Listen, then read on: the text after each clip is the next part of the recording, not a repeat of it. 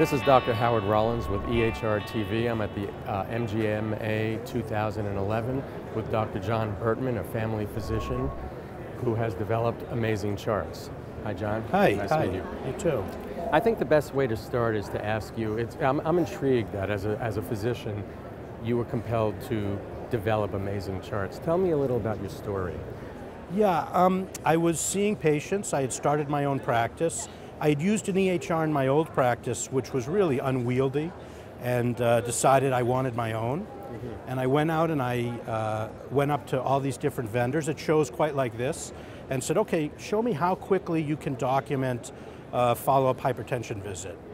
And people would get flustered, and it would literally be 20, 30, 40 clicks to get anything documented. Mm-hmm. So I realized I'm not buying anything that's out there, not to mention the price was ludicrous. Right. And I thought, let me write my own.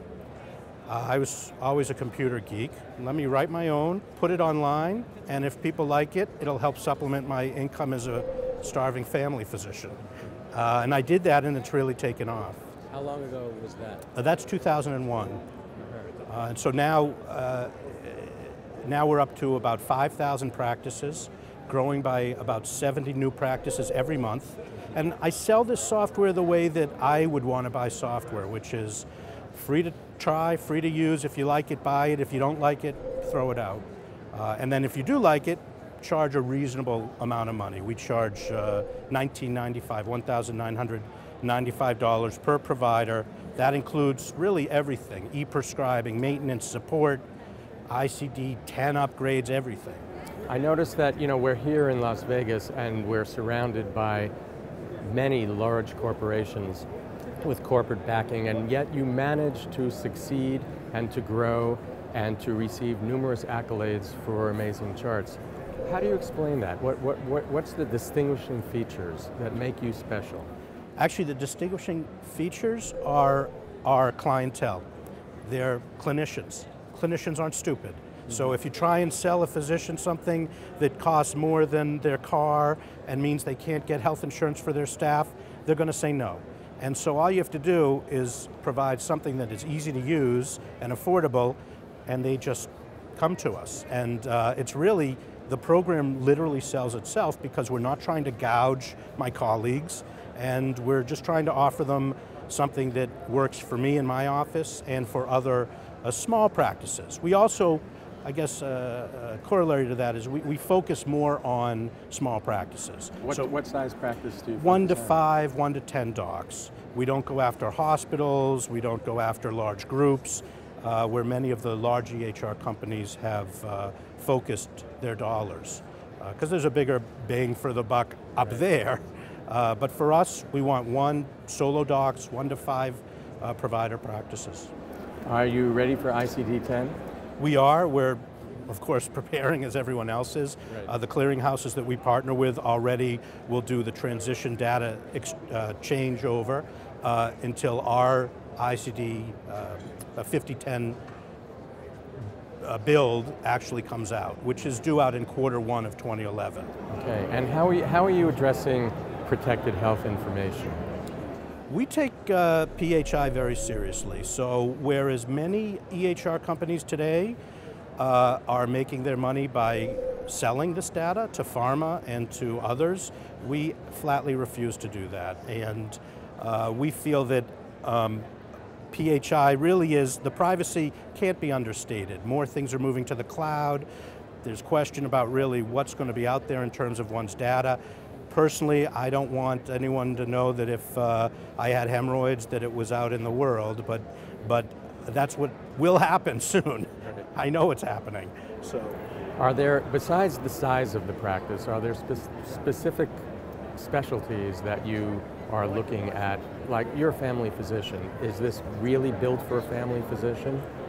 Yeah, this is really built for a family physician, literally for my practice. And then as I added a mid-level provider, we of course added all the stuff so you could co-sign notes and write comments back to them that aren't part of the medical record. But what's really surprised me is, although it was designed for that, we have 20% of our practices are specialty practices. We have subspecialty practices.